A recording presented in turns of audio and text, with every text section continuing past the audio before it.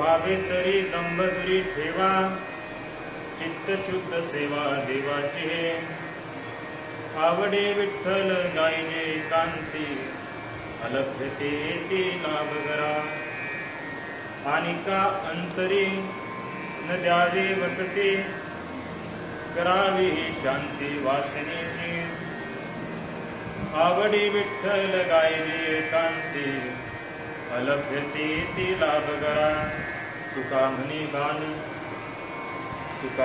बाण हाची निर्वाणीचा तुका म्हणे बाण हाची निर्वाणीचा वावगी हे वाचा वेचू नये आवडी विठ्ठल गायजे कांती अलभ्यते ती लाभ करा विठ्ठल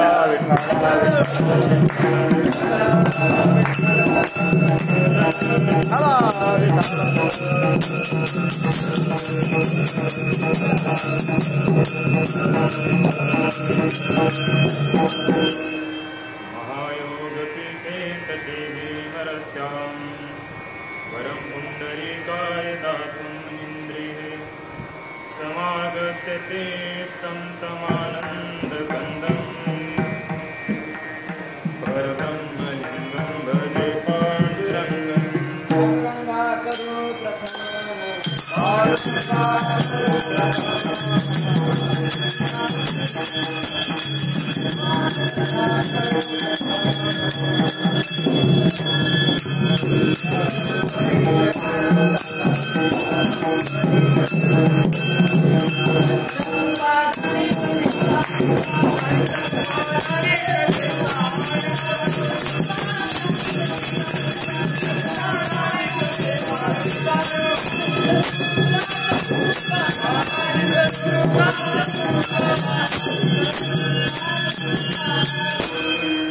महायोगपीठे तटे भीमरत्यां वरं पुण्डरीकाय दातुं मुनीन्द्रिये समागत्य तिष्ठं तमानन्दकन्दं परब्रह्मलिङ्गं भजे पाण्डुरङ्गं पांडुरंगातुर प्रथम नमन दुसरे चरण संतांची अत्यंत कृपादाने कथेचा विस्तार बाबाजी सद्गुरुदास तुका ओम नमो ज्ञानेश्वरा करुणा करा दयाळा तुमचा अनुग्रह लादलो पावन झालो चराचरी मी कळा कुसरी काहीच नेने बोलतो वचने अतिभाविका प्रथम नमन करुगणनाथा उमाशंकराची आसुता चरणावरी ठेवून माता साष्टांग आता दंडवत श्रीवंदु शारदा जिचकर्णाची आत्मजा वाघ सिद्धी पावे जे सहजा तिच्या चरण ओझा दंडवत आता वंदू देव ब्राह्मण ज्यांची निपुण्य पावन प्रसन्न होती श्रोते जन तया माझे दंडवत आता वंदू साधू सज्जन नित्य हृदय हरिचे ध्यान विठ्ठल नाम उच्चारती मुखन तया माझे दंडवत आत्मरंग भूमिका कीर्तने उभे होती लोका टाळ मृदंग श्रोते देखा तया माझे दंडवत ऐसे नमन करुणी सकळा हरिकथा बोले बोबळ्या बोला अज्ञानी म्हणून आपल्या बाळा चालवी सकळा नामा म्हणे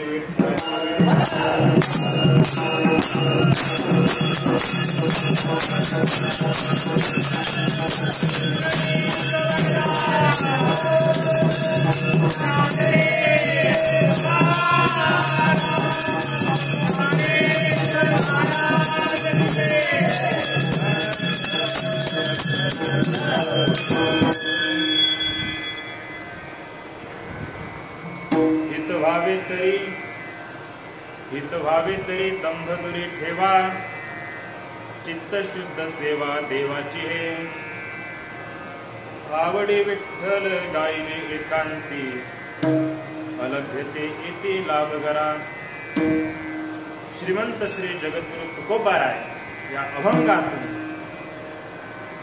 विशिष्ट अशा एका वर्गाला म्हणजे साधक वर्गाला परमार्थाच्या मार्गावर आरूढ असणारे त्या मार्गाचे पांथस्थ असणारे अशा त्या साधकांना एक अत्यंत महत्वाचा उपदेश करतात विठ्ठल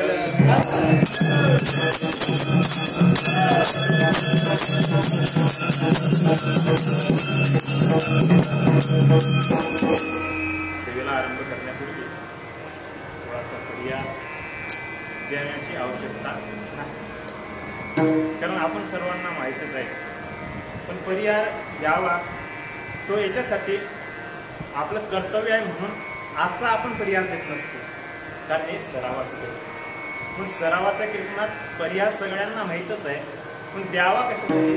परिहाराची आपल्याला सवय व्हावी म्हणून परिहार द्यावा लागतो. विठ्ठल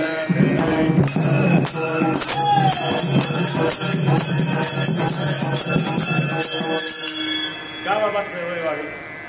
कारण आपण संत वाङ्मयाचे प्रचारक आहोत. आपण वारकरी पंथाची, वारकरी संप्रदायाची ध्वजा आपल्या खांद्यावर घेतलेली आहे. मग ते प्रवचनाच्या रूपातून असेल, ज्ञानेश्वरीच्या अभ्यासाच्या रूपातून असेल, कीर्तन प्रवचनाच्या रूपातून असेल, ती खांद्यावर जी ध्वजा घेतलेली ती ध्वजा कधी खाली येऊ नये हा आपला प्रयत्न नेहमीच असला पाहिजे, किंवा आपला प्रयत्न असतो. आणि ती ध्वजा खाली येऊ नये. मग तुम्ही म्हणाल याचा काय संबंध परिहाराचा? असं आहे, परिहार दिल्यानंतर परिहार का द्यावा लागतो? परिहाराचं कारण आहे. परिहार याच्यासाठी असतो, म्हणजे आता कार्यक्रम माहिती असते म्हणून लोक येतच असतात, पण परिहार द्यायचा कशासाठी? परिहार त्याच्यासाठी नसतो, माहितीसाठीच नसतो असं नाही. परिहाराचं दुसरं कारण आहे. आपण ज्यावेळेस कीर्तनाला येतो आणि कीर्तनात आल्यानंतर बसतो किंवा टाळ घेऊन उभं राहतो, एखादा श्रोता असतो, त्याला कीर्तनाला यायला काही निमित्तानं काही कारणास्तव उशीर होतो, आणि कीर्तनात आल्यानंतर आपलं जे चित्त असतं ते चित्त स्थिर झालेलं नसतं, चित्ताची स्थिरता झालेली नसते. मग चित्ताची जर स्थिरता झालेली नसेल तर त्याला विषय कळणार नाही. आल्यानंतर आपण काय करतो? साहजिक पहिल्यांदा आल्यानंतर इकडे पाय कोण कोण आलंय, कोण नाही, मी टाळ घेऊन वर आलो, इथलं सोडून द्या, पण इतर सप्त्यातलं किंवा बाहेर कीर्तन एखाद्या कार्यक्रमातलं घ्या, मी कोण मग मी आलो हे मला कोणी पाहिलं का नाही? मी आलो वा टाळ घेऊन वर आलो, मी माईकवर उभा आलो, मी हे चाल म्हणालो, पण माझ्याकडे लोकांचं लक्ष वेधलं गेलं की नाही? याच्यात आपलं चित्त अस्थिर झालेलं असतं या विषयामध्ये. मग या चित्ताची जी अस्थिरता आहे, ती अस्थिरता एकदम तर शांत होणार नाही. चित्त एखादा चालू असतं, आपण व्याख्याता व्याख्यान देत असतो, प्रवचनकार प्रवचन करत असतो, कीर्तनकार कीर्तन करत असतो, एखादा विषय मांडत असतो. विषय मांडण्याकरता काहीतरी विषय मांडता मांडता एखादा सिद्धांत जर अवघड असेल तर सिद्धांत पटवून देण्यासाठी दृष्टांत असतो. कारण दृष्टांत कशासाठी? अभूतेपर दृष्टांताचं महत्व जाऊ द्या. तसं दृष्टांताचा विचार आपण पहिल्या कीर्तनात केला होता. दृष्टांत काय देतात? धन्य ते रत्नाचे ठिकाण, त्या कीर्तनाला आपण दृष्टांताचा विचार केला होता.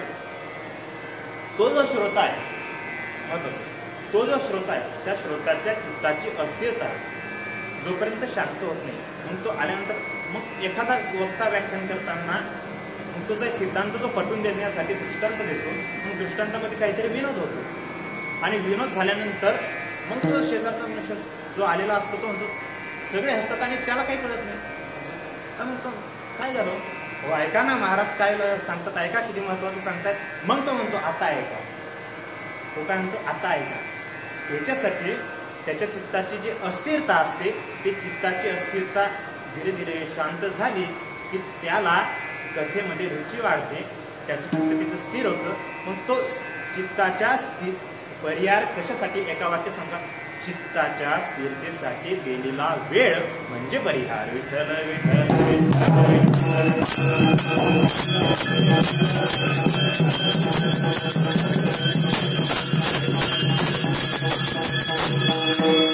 परिहार असतो. आपण कशावर म्हणलो होतो? इथं परिहार देण्याची आवश्यकता नाही. तरी अक्रमांकाने सेवा आली असं म्हणण्यापेक्षा परमात्म्याने आपल्या जन्माच्या आधीच आपला क्रमांक या दिवशी या ठिकाणी या सेवेसाठी लावून ठेवला, म्हणून क्रमांकाने सेवा आली.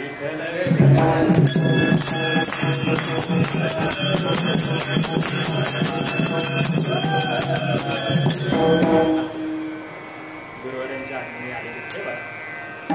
आज विशेष असं आहे की अभंग कीर्तनाच्या 10 मिनिटं आधी लागते. अभंग पाठ केला, त्यामुळे विवेचन करण्यासाठी काय विचार करावा हा विचार करूनच आलेलो.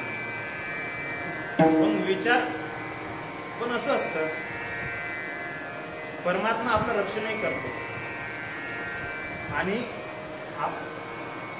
द्रौपदीचं रक्षण केलं परमात्म्याने, बरोबर आहे. पण केव्हा केलं? द्रौपदीनं आपलं ओझं संपूर्णतः त्या परमात्म्यावर टाकलं, त्याला समर्पित झाली, त्यावेळी परमात्म्याने रक्षण केलं. भीमानं गदावर फेकली आणि कृष्णा म्हणून हाक मारली देवाला. जर भीमानं म्हटलं असतं गदावर गेली, मी माझ्या सामर्थ्यानं हे करतो, देवाला बोलत नाही. पूर्णतः समर्पित झाल्यानंतर मला सांगायचं काय, पूर्णतः आपलं चित्त किंवा आपण समर्पित ज्यावेळेस परमात्म्याला होऊ, त्यावेळी परमात्मा स्वतःहून आपलं रक्षण करतो. विठ्ठल विठ्ठल.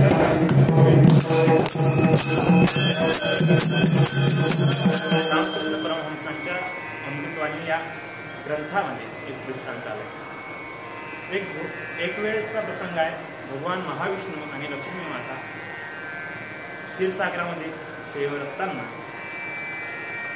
एक इथं भूलोकामध्ये एक धोबी आणि एक कोणी पहलवान.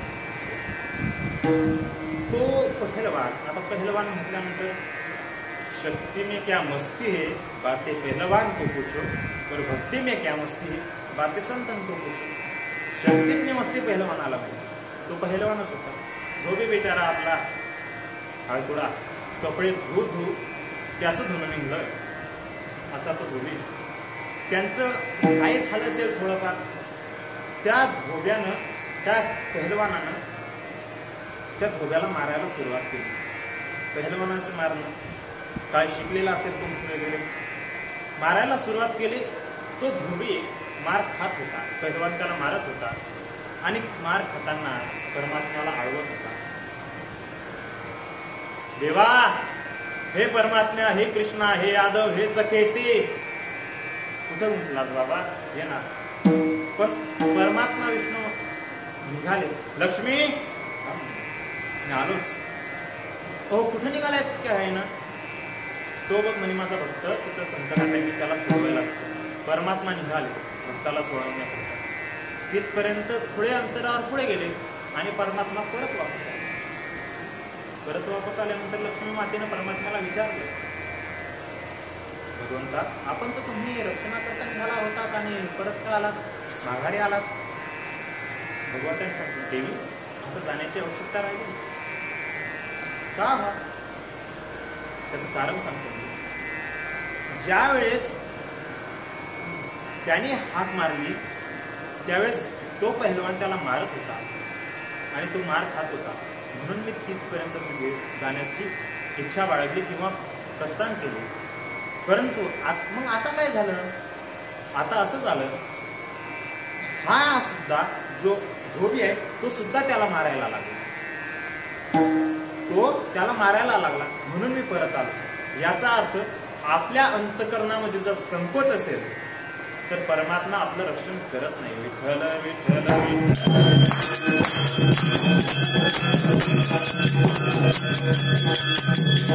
असं पर्याय लांबू नाही. आपला विषय हित व्हावे तरी दंभदुरी ठेवा. तुकोबरा या अभंगातून उपदेश करतात. कोणाला उपदेश करतात? उपदेश म्हणजे जर काय, इथून जर प्रारंभ केला तो उपदेश कोणी करावा, कोणाला करावा, विस्तार होईल. उपदेश म्हणजे काय, काही सांगणं याला उपदेश तर म्हणत नाही. आपण सर्व ऐकून आहात. मग काय उपदेश, मग मोठ्याने उपदेश करावा किंबहुना मग मोठा कोणता, वडील कोण, येथं वडील जे जे करते त्या नाव धर्म ठेविते त्याची एर अनुष्ठिती सामान्य सकट. अशांकडूनच जर आपल्याला उपदेश आला असेल तर वडील कोण, वडील मग संत आहे.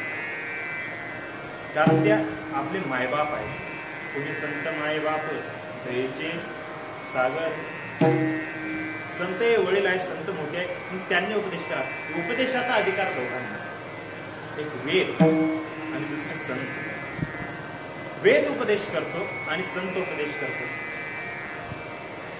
उपदेश करत असताना मग त्याने लहानाला जर सांगणं हे उपदेश आहे असं जर म्हटलं तर उपदेशामध्ये आणि मोठ्याने लहानाला सांगणं याच्यामध्ये फरक काय.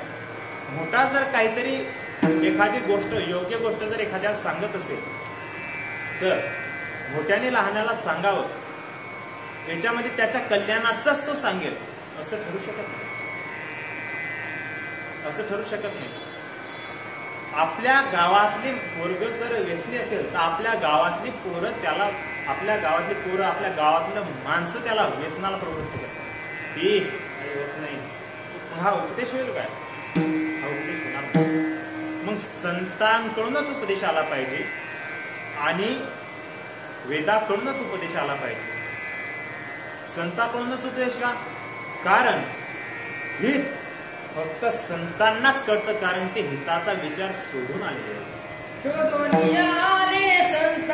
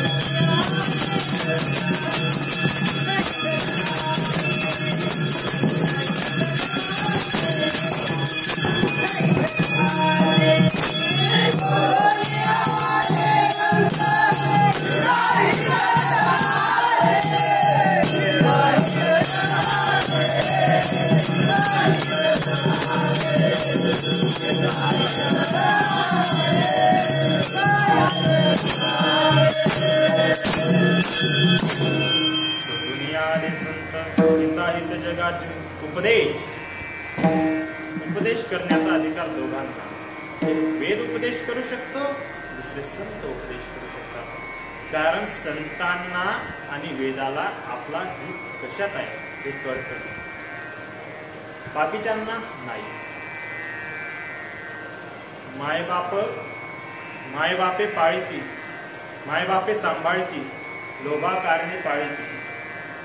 त्यांना हित नाही कळत. एखादी आई सांगते नोकरीला लाग, पैसा कमव. पैसा हे मानवी जीवनाचं उद्देश कधी ठरू शकत नाही. कारण पैशात सुख नाही, अंतःकरणाच्या वृत्तीत सुख आहे. म्हणून तर चित्त शुद्ध. म्हणून संत उपदेश करू शकतात आणि वेद उपदेश करू शकतो. बरं, काय संतांनी उपदेश करावा? एखादा स्वागत गेला असेल तुकोबाऱ्या फार कष्ट आहे. आधी तर गेला तुकोबाऱ्यांचे, कुठं श्रवण केलं असेल, काय झालं असेल, काहीतरी कळलं असेल. श्री संताची माथा चरणावरी साष्टांग हे करी दंडवत प्रथमता नमस्कार करतो. कारण तुकोबाऱ्यांची कृती पसरली. वाऱ्या हाती माप चाली सज्जनाचे, कीर्ती मुखे त्यांचे नारायण. तुकोबाऱ्यांची कीर्ती पसरली. महाराज काय बाबा, काय म्हणतोस? काम आहे महाराज. काय काम आहे? मला हित व्हावं असं वाटतं. हित व्हावं असं वाटतं. काय करतोय? महाराज नामस्मरण करतोय. असं बरं, हित व्हावं तुला काय असं वाटतं की हित व्हावं? तर महाराज विषयाचे समस्या, देगळाची बाहुली, आभ्राची सावली, जाईल रया कितना शाळेत. मग त्यांनाच विचारायचं नाही हित व्हावं. कीर्तनकारांना हित जर कळालं असतं खबर कशाला, हित जर कळालं असतं तर नुसत्या स्वार्थापोटी कीर्तन केले नसते.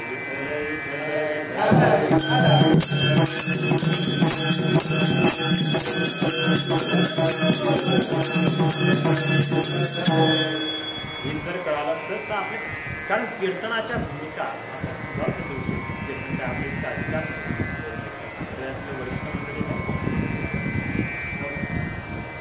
तो साधक तुकोबाऱ्यांकडे गेला आणि तुकोबाऱ्यांना म्हणू लागला, महाराज मला हित असं व्हावं, हित व्हावं. तुला हित व्हावं वाटतं? यापूर्वी काय साधना केली ना महाराज? काय केलं?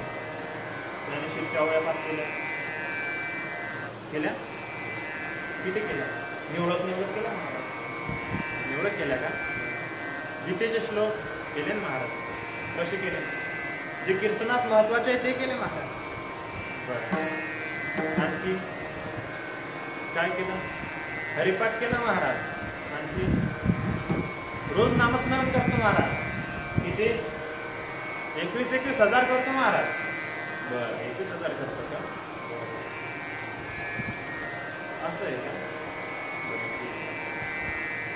आणखी काय काय करतो? करतो महाराज, रोज हरिपाठ करतो, काकडा करतो, असं आहे का? एक काम कर, तुला जर हित व्हावं वाटत असेल, तुला जर हित व्हावं वाटत असेल तर मी सांगतो. काय सांगता महाराज? अभंगाच्या हित व्हावे तरी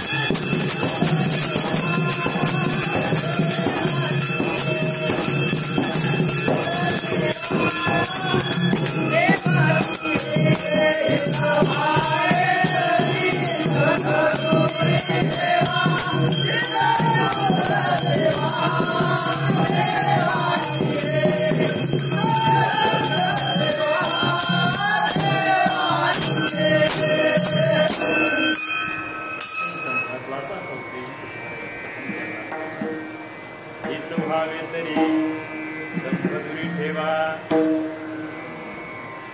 हे साधका आलास ना बाबा माझ्याकडे, मला विचारतो ना हित म्हणजे काय?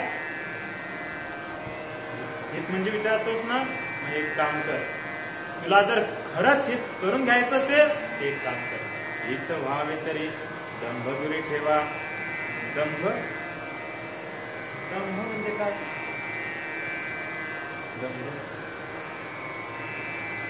आपण केलेली गोष्ट आपल्याच मुखाने वाचेचा चौबारा करणे म्हणजे दंभ. वाचेचा साध्या आपण केलेली कृती, सत्कृती, आध्यात्मिक कृती पारमार्थाच्या मार्गावर लागल्यानंतर जे काही साधना आपल्याकडून कळत नकळत घडली असेल ती साधना लोकांना सांगणं म्हणजेच दंभ आहे. विठ्ठल विठ्ठल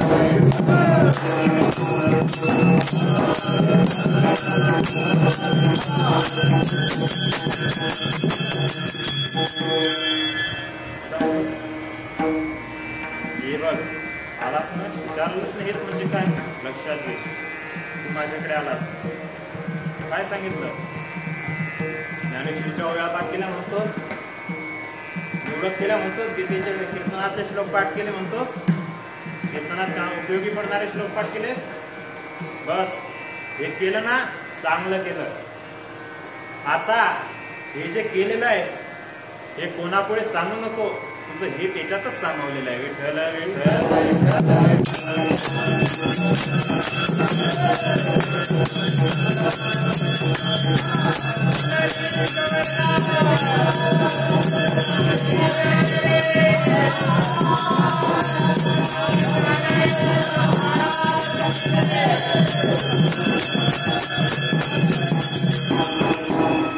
काय असतं महाराज, आपण करतो थोडं, त्याचा गवगवा फार.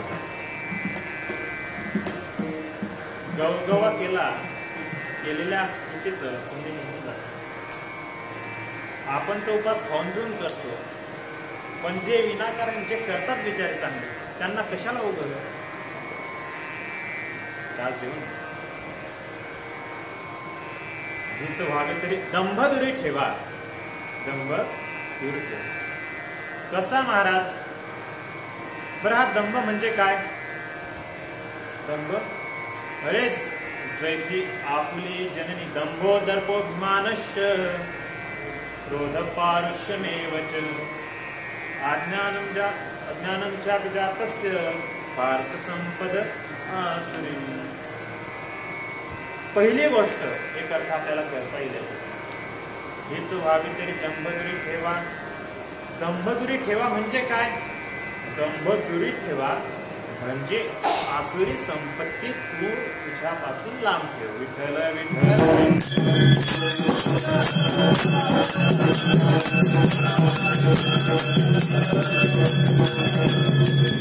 कारण दंभो दर्पो भिमानश्च, जशा अभयम सत्व संचिते ज्ञानयोग व्यवस्थिती दानम नमश्य अग्निश्च स्वाध्यास्तपा आर्जवा, या जशा दैवी संपत्ती आहे तशा देवानी आसुरी संपत्ती पण सोडाव्या त्यात सांगितलेली आहे ना.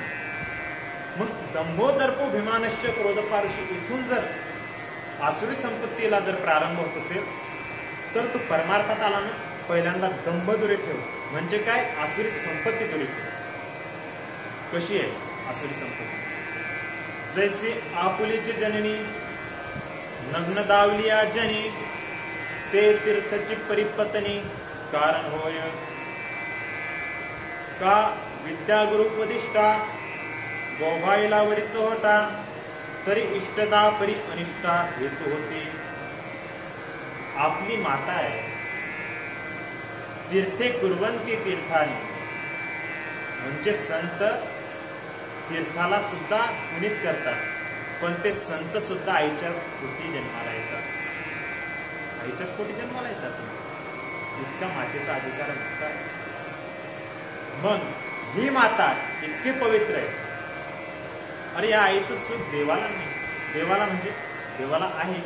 अरे देवाला नाही असं म्हणण्यापेक्षा आपल्याला असं म्हणता येईल, आईचं सुख भोगण्याकरता देव तर कृष्ण झाला. विठ्ठल देव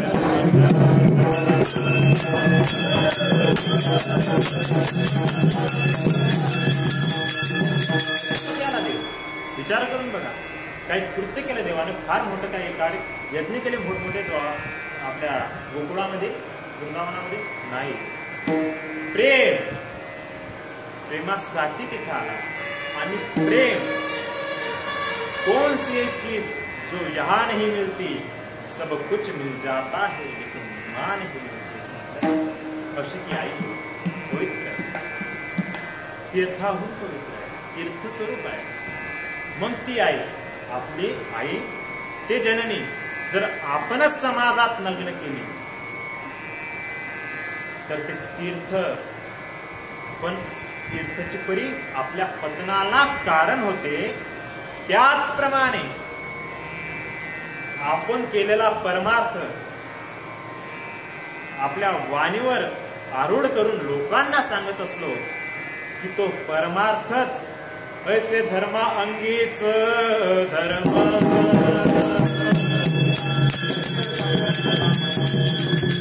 ऐसे उर फाटेवर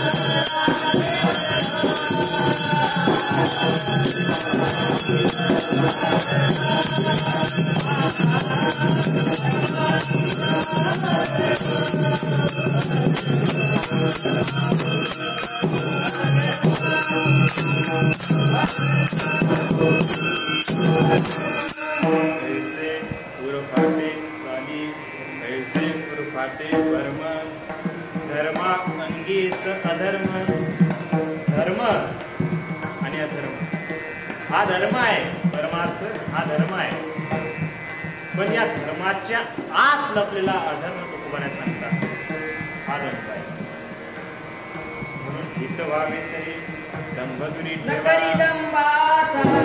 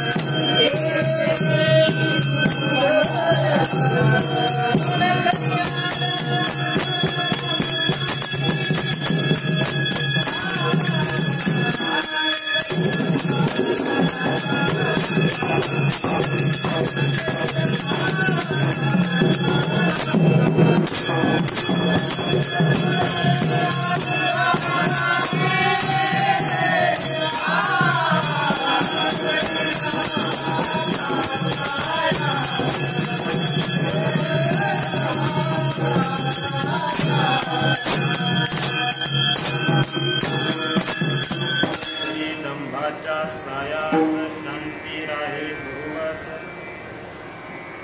अशा प्रकारचा धर्म महाराज ठीक आहे तुम्ही सांगता कराल आता मी पुन्हा केलेलं सुरू तुम्ही माझ्या वाणीने सांगणार मग कसं करू मला सांगा बाबा मी काय सांगणार तुला विश्ववंत ज्ञानोबराय सांगतात नाना ऋषीवळा आपुले पांघुरवी जेवी पेरिले तेसी झाकी निपजले दान पुण्य हे आचार्य उपासना सांगतात तिथे जो विषय आला ना 13व्या अध्यायातली अमानित्व मदंभित्व हिंसा शांतिराजव आचार्य उपासना शोचम प्रेमात्म विनिग्रह विचार अमानित्व आणि अदंभित्व हे अदंभित्व या पदाने अदंभित्व या पदावर नाना कृषीवळ आपुले शेतकरी शेतामध्ये पेरणी केल्यानंतर उघड ठेवतो का धान्य का कारण पक्षी खाऊन जातील मग झाकी तैसी निपजली दानपुण्य झाकी तसं जे काही दानपुण्य निर्माण झालेलं आहे दानाचं पुण्य निर्माण झालेलं आहे ते झाकी म्हणून हित व्हावे तरी दंभदुरी ठेवा ठीक आहे महाराज असल्या प्रकारचा असलेला हा दंभ दूर नक्कीच ठेवणार आणखी काय करू चित्त शुद्ध से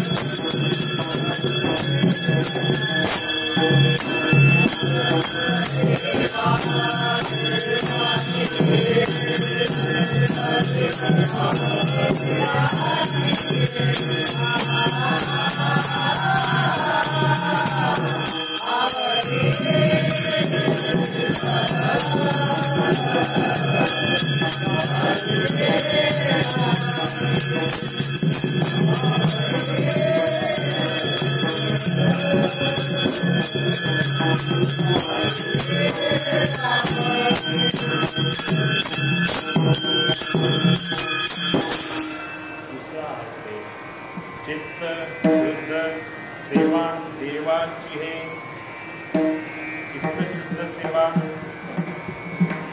चित्त शुद्ध आपलं जीवन जर निर्मळ नसेल तर अंगाला किती साबण लावलं तरी जीवन सुंदर होणार नाही. तसं परमार्थ किती केला आज जर चित्त शुद्ध नसेल तर परमार्थ होणार नाही. नाही निर्मळ जीवन काय करीन साबण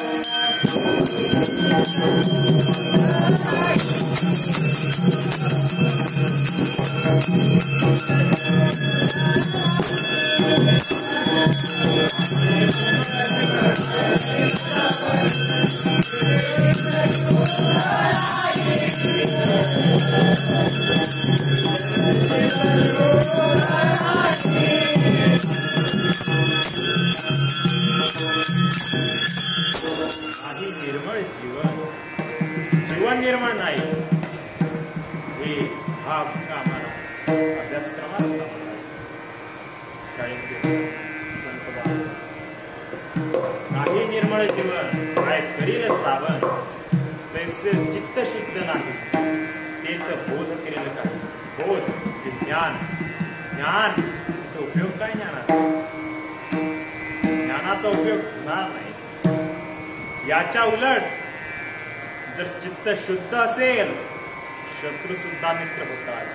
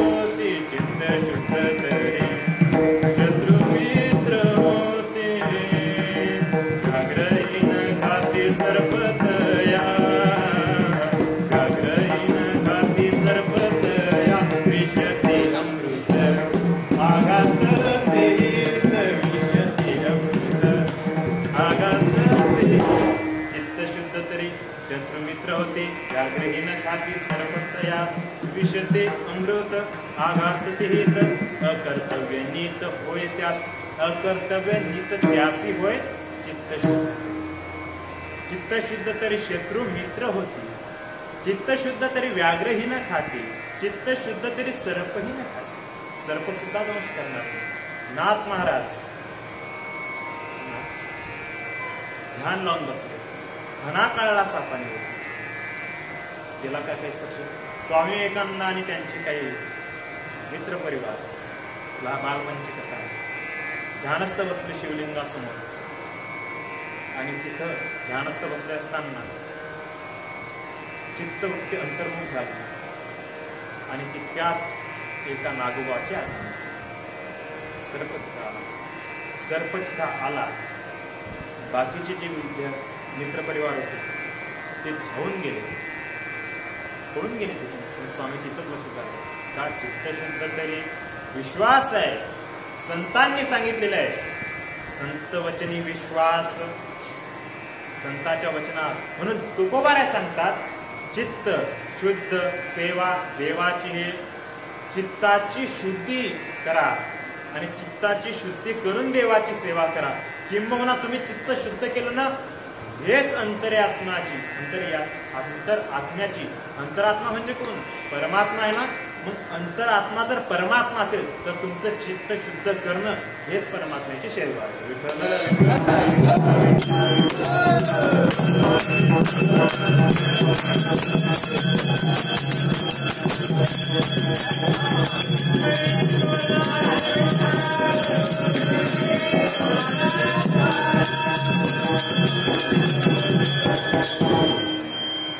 चित्तशुद्ध सेवा देवाची हे अंतःकरण शुद्ध पाहिजे.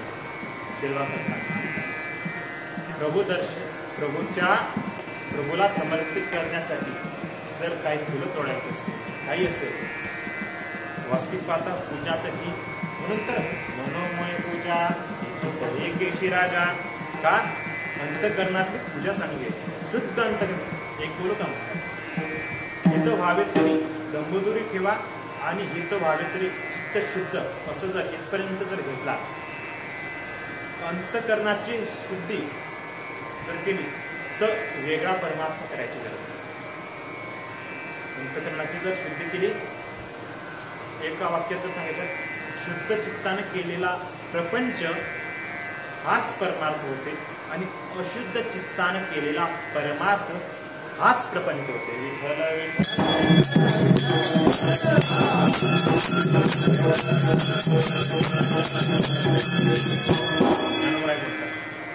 संसार तया गावा गेला साते पांडवा होऊनी ठाके आघवा मोक्षमय. संसार मोक्षमय आघवा होऊनी ठाके तया गावा गेला. चित्तशुद्धीच्या जर गावाला हा संसार गेला, संत चरणाजवळ हा संसार गेला, आपण जर संताच्या चरण तर आपला संसारच परमार्थ होतो. संसार तया गावा गेला साते पांडवा होऊनी ठाके आघवा मोक्ष. म्हणून अंतःकरण जर शुद्ध असेल तर वेगळा परमार्थ करायची गरज नाही. आणि अशुद्ध अंतःकरणानं जर परमार्थ करायला गेलात तर प्रपंचाशिवाय वेगळं पत्रात काही पडणार नाही. विठ्ठल विठ्ठल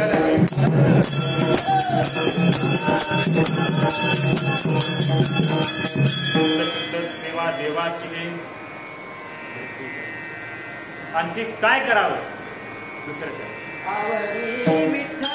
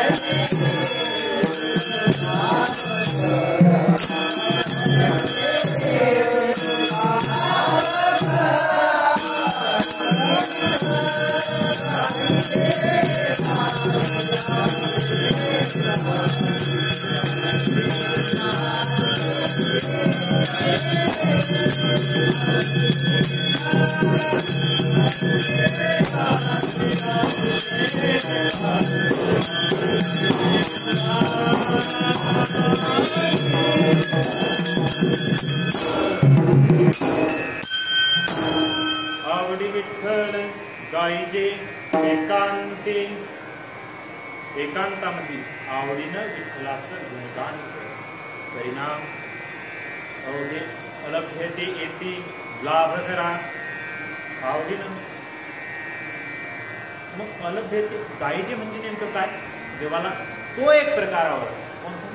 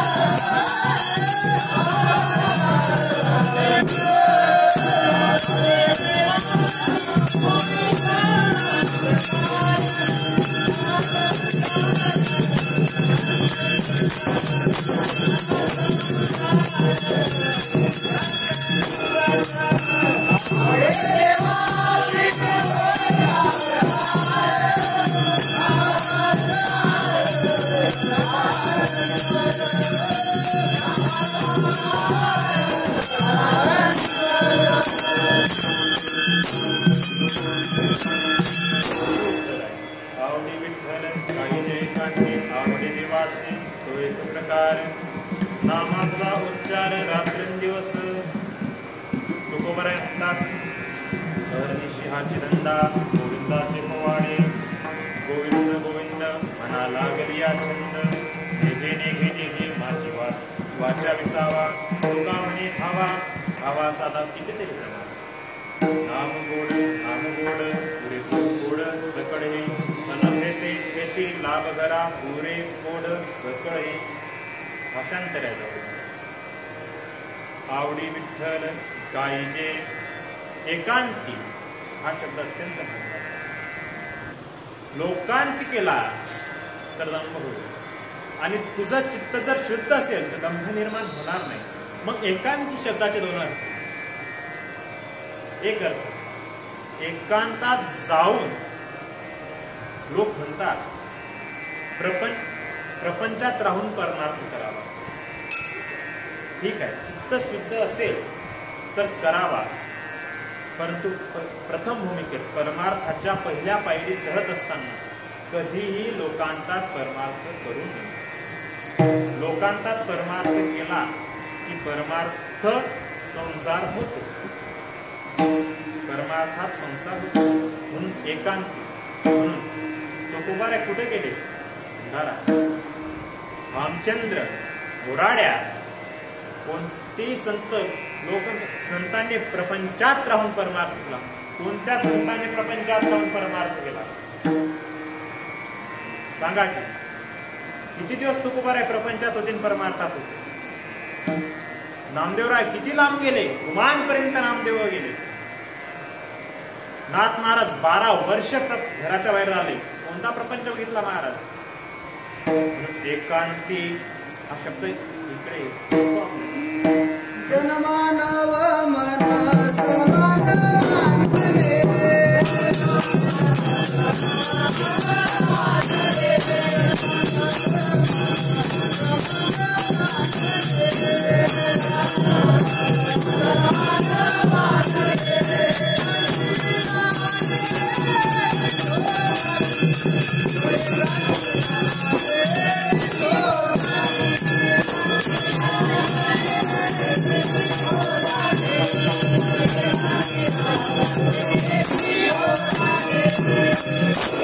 एकांती राहावे विठोसाठी आवडे विठ्ठल. एकांती राहावे विठो आवडे विठ्ठल गायचे. एकांती म्हणजे एकांतात जाऊन परमार्थ करावा. गान गावे, गुणाचे पवाडे गावे हा एक अर्थ. आणि जर चित्त शुद्ध असेल तर एकांतात जावायचं.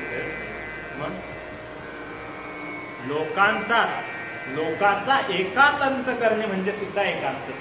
विठ्ठल विठ्ठल विठ्ठल.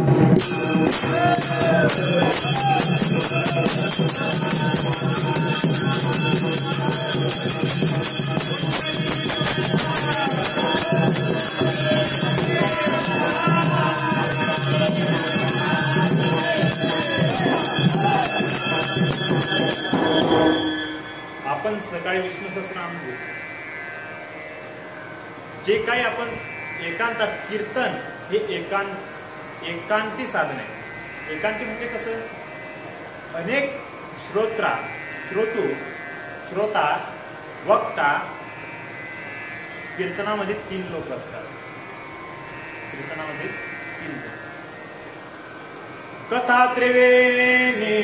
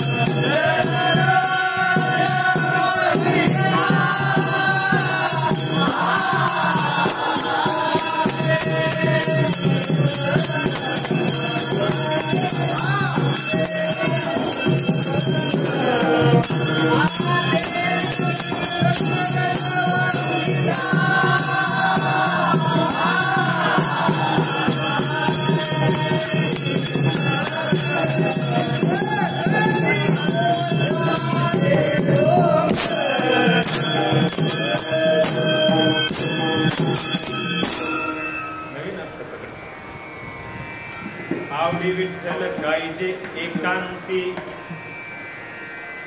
एकांती परिणाम जळती दोषाचे डोंगर.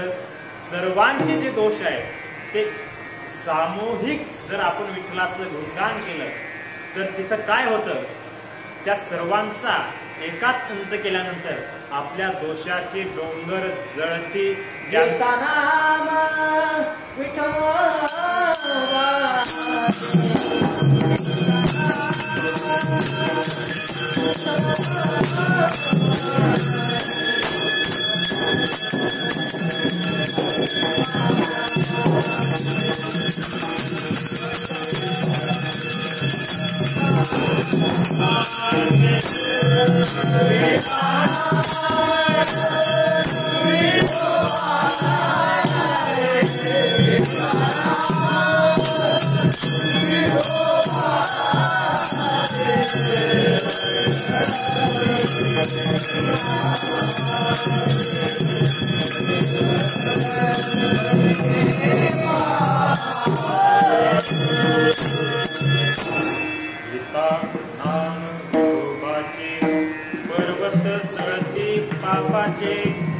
कथा त्रिवेणी संगम ते भक्तानी नाम तेथेचे उत्तम चरण रजवंतिता जळती दोषाचे डोंगर.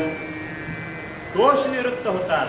दोषांचा एका परमात्म्याच्या गुणाच्या वर्णनामध्ये अंत होतो म्हणून एकांत. सगळ्यांचा एकाच अंत. आपण तर परमात्मा स्वरूप होतोच आणि दोषांचा सुद्धा अंत होतो. एकांत. आवडी विठ्ठल गायजे एकांती. परिणाम काय? अलभ्यते की लाभ करा. अवघे होती लाभ एका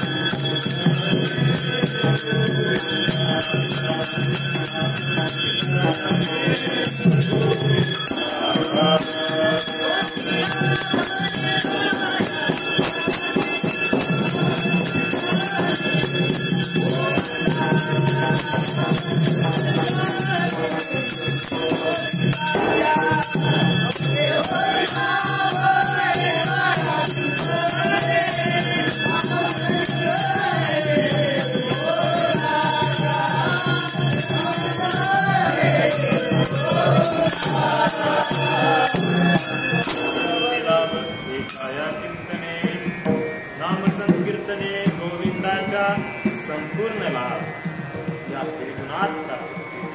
अलभ्यते इति लाभ करा. अलभ्य म्हणजे काय?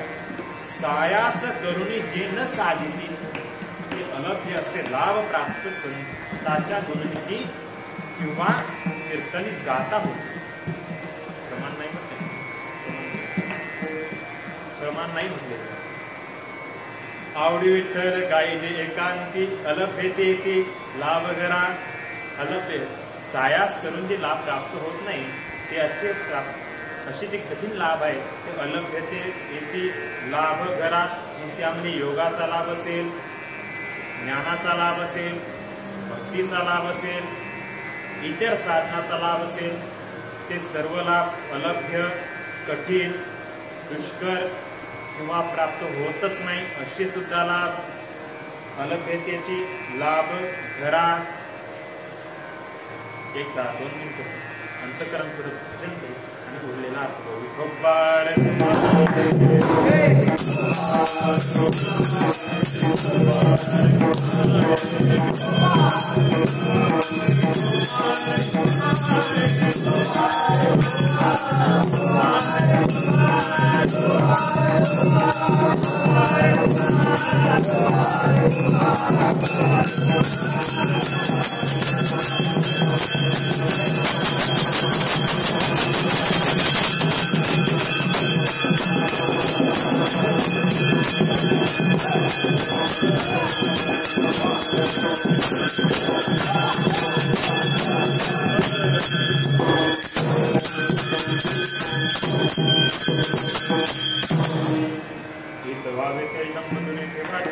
सेवा देवाची ही आवडी विठ्ठल गायीजे एकांती अलभ्यते ती लाभ घरा. तुकोबाराया अभंगात साधकांकरता चित्ताचा उपदेश करतात, त्याला दंबदूर ठेवायला लावतात. चित्ताने चित्त शुद्ध करून देवाची सेवा कर असा दुसरा उपदेश करतात. तिसरा उपदेश करताना एकांतामध्ये विठ्ठलाचं गुणगान करावं किंवा हे प्रथम दशीमध्ये आणि एकदाच पूर्ण अवस्था प्राप्त झाली तर सर्वांचं लोकांना घेऊन जरी परमार्थ केला किंवा लोकांचा अनेकांचा एकात्मित करून परमार्थ करावा. हा दुसरा उपदेश एकाच चरणात आवडी विठ्ठल गायीजे एकांती. त्याने होणारा लाभ काय तर अलभ्यते ती लाभ घरा. आता तिसऱ्या चरणात सांगतात अनिकांतरीने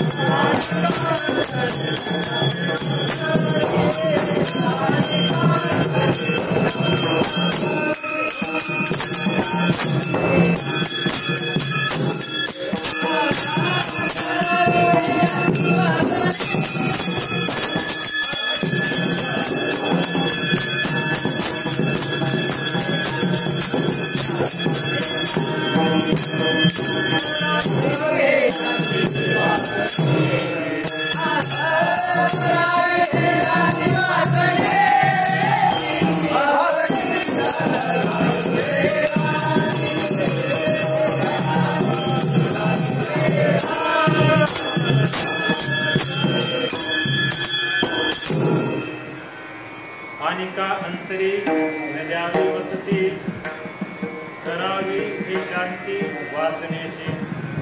अनिका अंतरी जन तन धन केले नाही समान. अनिका अंतरी न द्यावी वसती. प्रल्हादे जनक विभीषणे बंधू राज्यमाता निंदू भरती केली. तुका म्हणे सर्व धर्म हरीचे पाय. कारण का तुका म्हणे सर्व धर्म हरीचे पाय म्हणून अनिकांतरी न द्यावी. कारण सगळे धर्म जर तिथं प्राप्त होत असतील तर गरज काय म्हणून अनिकांतरी. मग काय करा फक्त एक महत्वाचं आवडी विठ्ठल गायीजे एकांती अनिकांतरी करावी शांती वासनेची. वासना वासना 2 प्रकारची. वासना द्विधा प्रोक्ता शुद्धाच मलिनस्तता. मलिना जन्म हेतू ही शुद्ध जन्म विनाशिनी. वासना ही 2 प्रकारची. संतांच्या ठिकाणी सुद्धा वासना आहे. संतांनी आपण जे मंगलाचरण म्हणतो त्याच्यातच संतांची वासना करत आम्ही देवाचं नाव घेऊ तर ठीक आहे. मलिना जन्म हेतू. मलिन जर वासना असेल तर ते आपल्या जन्माला कारण होईल आणि शुद्ध जे वासना असेल ते परमार्थाला साई होईल. अनेका अंतरी न द्यावी वसती करावी शांती वासनेची. पण कोणत्या मलिन वासनेची हे शांती करावी. आता मलिन वासनेची शांती केली अनेका अंतरी न द्यावी वसती. मग काय करावं एक बाण आहे तुकोबाऱ्या म्हणतात, तो आपण ठेवू. तो ठेवल्यानंतर काहीच ताण नाही. शेवटचं तुका म्हणे बाण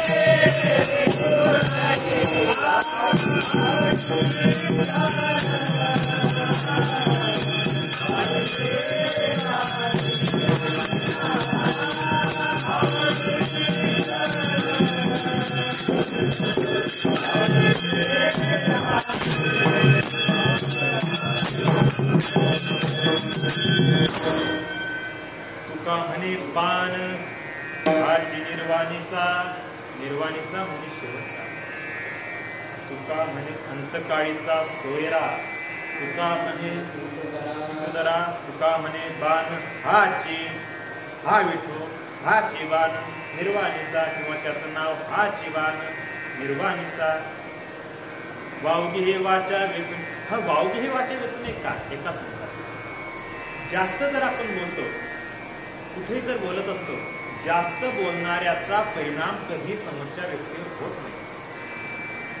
संताचा आपल्यावर परिणाम होतो, पण आपला इतरावर परिणाम का होत नाही? वावगी हे वाचा वेचली म्हणून परिणाम होत नाही. म्हणून तो कुमार सांगतात वावगी हे वाचा वेचू नये, फक्त एकच काम करावं. गोविंद गोविंद म्हणा लागली या छंद, गोविंद दिनरजनी हाची धंदा तेच प्रमाण, पुन्हा गोविंदाची पोवाडे हेच काम करावं. वावगी हे वाचा वेचू नये, आवडी विठ्ठल गायी एकांती, वावगी हे वाचा वेचू नये. आता या अभंगाचं एक पूर्ण सरळ एक जर अर्थ जर बोलायचं सरळ, इथं व्हावी तरी दंबदुरी ठेवा आणि काय करा, आवडी विठ्ठल गायी एकांती. चित्तशुद्ध सेवा देवाची हे, आवडी विठ्ठल चित्तशुद्ध सेवा देवाची करून, आवडी विठ्ठल गायी एकांती. पुढं अलभ्यते ती लाभ घरा कशाने, आवडी विठ्ठल गायी एकांती. आणि कांतरी न द्यावी वस्ती, मग काय करावं, आवडी विठ्ठल गायी एकांती. करावी वासनी बिमोडी, करावी शांती वासनेची, वासनेची शांती करा. बरं ठीक आहे महाराज, मलिन वासनेची शांती केली, वासना जर दोन आहे, मलिन वासनेची शांती केली ना, मग शुद्ध वासनेनं काय करावं, आवडी विठ्ठल गायी एकांती. का गायची, तुका म्हणे बाण हाची निर्वाणीचा, म्हणून आवडी विठ्ठल गायी एकांती. आणि वावगी वाचा वेचू नये, फक्त एकच काम करावं, आवडी विठ्ठल गायी एकांती. विठ्ठल विठ्ठल विठ्ठल.